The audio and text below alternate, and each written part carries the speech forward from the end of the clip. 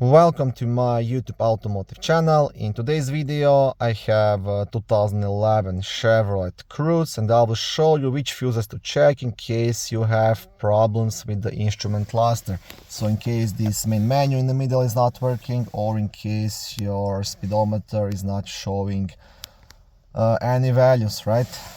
This video will apply to first generation of Chevy Cruzes made from 2008 all the way up to 2016.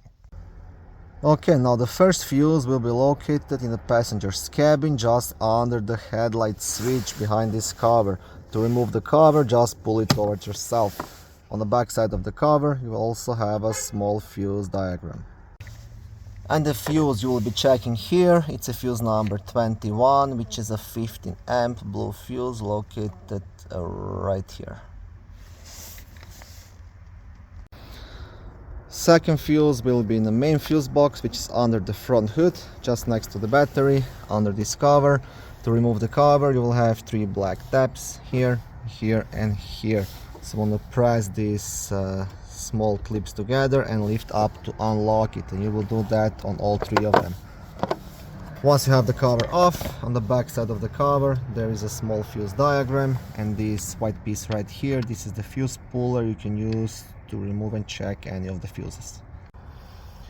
And the fuse you want to check here, it's a fuse number 52, which is a 5 amp fuse located just here in the middle of the fuse box.